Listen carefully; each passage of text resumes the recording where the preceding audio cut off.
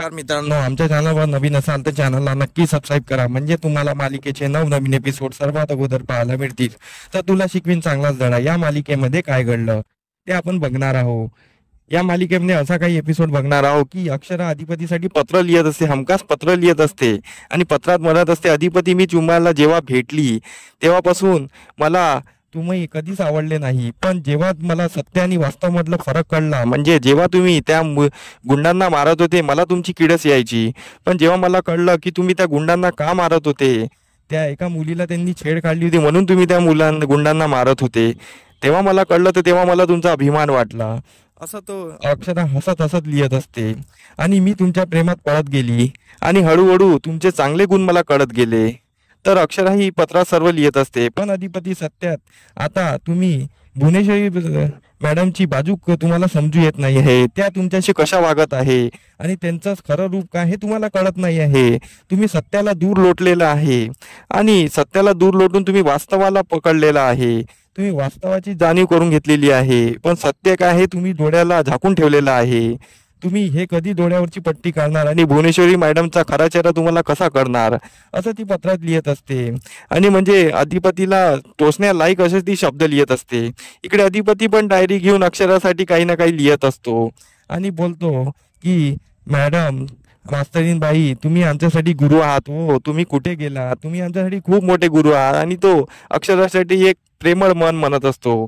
प्रेमळ मन म्हणताना तो स्वतःला स्वतः लाजत असतो आणि लाजल्यानंतर तो बोलतो, मास्तरीनबाई तुम्ही कधी घरी यान हो. आणि त्याला वाटते की मास्तरीनबाई समोरच आहे आणि तो त्यांच्या आठवणीत रमून जातो आणि तो लिहित असतो. इकडे भुवी आपल्या रूममध्ये बसलेली असते. तेवढ्यात तिथे आजी आणि दुर्गी येतात. आजीला अगोदरच्या दिवशी भुवीने काय म्हटलं ते आठवलेलं असतं की आता त्यांनी माझं लग्न मोडलेलं आहे तर मी त्यांचं लग्न मोडणार, म्हणजे ती अक्षराचं लग्न मोडणार. यामुळे आजी भुवनेश्वरीला रिक्वेस्ट करायला आलेली असते की भुवी, मला एक गोष्ट सांग, तू त्या अक्षराच्या मागे का लागलेली आहे? ती किती छान मुलगी आहे, तिला सोडून दे ग, तिच्या मागे लागू नको आणि आपल्या सुनबाईला घरला घेऊन ये. पण भुवनेश्वरी काही ऐकत नाही. भुवनेश्वरी बोलते, आम्ही जे ठरवलं ते ठरवलं, तू आम्हाला समजवण्याचा प्रयत्न करू नको. आणि मी तुला एकच विचारते आई, तू त्यांची बाजू का घेते जास्त? तू दोन टप्प्यावर हात ठेवू नको. तुला आता एक ठरवावंच लागेल की तू एक तर त्यांच्या बाजूने जा, नाही तर माझ्या बाजूने जा. आणि तू जर त्यांच्या बाजूने गेली तर तुला पलटता येणार नाही, तुला त्याच बाजूने राहावं लागेल. तर आजी पेचात पडते. तर भुवी विचारते की मला आजी सांग, आई सांग, तू मला आत्ताच्या आत्ता सांग, तू कोणाच्या बाजूने आहे? तर आजी पेचात पडलेली असते. तर आजीचं बोलणं ऐकून भुवी बोलते की मला आत्ताच्या आता सांग. तर आजी बोलते, मी तुझ्या बाजूने आहे, कारण की तिला तिची मुलगी प्रेमळ असते आणि ती बोलते, मी माझ्या मुलीला सोडू शकत नाही, माझ्या मुलीला दूर लोटू शकत नाही. तर मग भुवनेश्वरी बोलते, म्हणजे तू माझ्या बाजूने आहे? तर आजी बोलते, हो, मी तुझ्या बाजूने आहे. तर मग भुवनेश्वरी बोलते, मग तुला आता पलटता येणार नाही, तुला मला एक वचन द्यावं लागेल की तू याच्या पुढे मास्तरीबाईची बाजू घेणार नाहीस आणि मी जे म्हणेल तेच तुला करावं लागेल.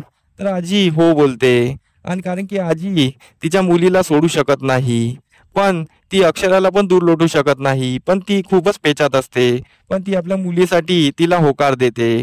इकडे दुसऱ्या दिवशी अधिपती आपला रूम मधून बाहेर आलेला असतो आणि इकडे देवळात भुवनेश्वरी असते. भुवनेश्वरी पूजा करत असते. तेवढ्या तिथे आजी पण येते. आजी भुवनेश्वरीशी काही बोलत नाही. इकडे अक्षरा अधिपतीसाठी पत्र लिहितच असते आणि अधिपती अक्षराच्या आठवणीत रमून जातो. दुसऱ्या दिवशी देवघरात ही भुवनेश्वरी आलेली असते. भुवनेश्वरी पूजा करत असते. तेवढ्या तिथे आजी येते. आजी भुवनेश्वरीशी काहीच बोलत नाही. तिला भुवनेश्वरीचा खूप राग आलेला असतो. ती भुवनेश्वरीकडे रागाने बघते.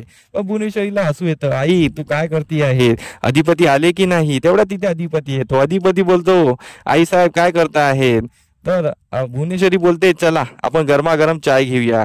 तर सर्व टेबलवर जातात. आजी नाराज असते. आजी पण टेबलवर येऊन बसलेली असते.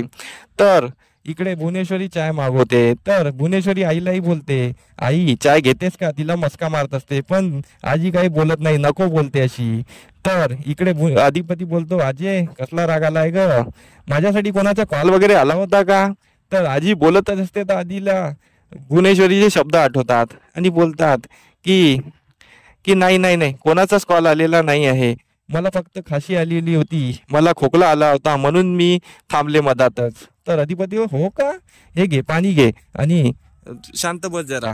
तर अधिपती बोलतो की मला कोणाचाच कॉल आला नाही असं मनातल्या मनात बोलत असतो आणि तो फोन पटकतो. फोन पटकल्यानंतर त्यावर भुवनेश्वरी बोलते, फोन का पटकताय हो, तुम्ही टेन्शन कशाला घेताय, सोडा ते आणि चांगल्या मनाने ऑफिसला जा, फॅक्टरीला जा आणि जग जिंकून या असं ती बोलत असते. पण अधिपती आपला विचारातच असतो. तो मास्तरीबाईला दूर लोटू शकत नाही, कारण की मास्तरीबाईमध्ये त्याचा जीव असतो.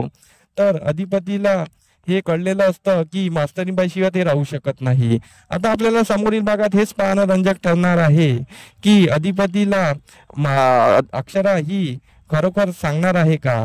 कारण की अक्षराने पत्रात लिहिलेलं असतं की अधिपती मला तुम्हाला खूप मोठी गोष्ट सांगायची आहे, ते तुम्हाला मला भेटून सांगायची आहे आणि ते सांगितल्यानंतर तुम्ही मला कधी दूर लोटणार नाही, मला कधी दूर टाळणार नाही असं तिने लिहिलेलं असतं. तर आता समोरील भागात हेच पाहणं रंजक ठरणार आहे की अधिपती आणि अक्षरा भेटेल तेव्हा अक्षरा अधिपतीला सांगू शकणार का की ती आई होणार आहे, आणि ती आई होणार हे कळल्यानंतर अधिपतीचं रिॲक्शन काय असेल. तर हेच पाहण्यासाठी आपल्याला आमचे नवनवीन अपडेट येत राहील, ते तुम्हाला बघत राहावे लागेल आणि तुम्हाला त्यावर कमेंट करावी लागेल आणि आमच्या एपिसोडला किंवा आमच्या व्हिडिओला लाईक तरी करावंच लागेल. तर आमचा व्हिडिओ कसा वाटला हे आम्हाला कमेंट करून नक्की सांगा. धन्यवाद. आमचा एपिसोड तुम्हाला कसा वाटला हे आम्हाला कमेंट करून नक्की सांगा. आम्ही तुमच्यासाठी नवनवीन एपिसोड घेऊन येत राहू, त्यासाठी आमच्या व्हिडिओला बघत राहा. धन्यवाद.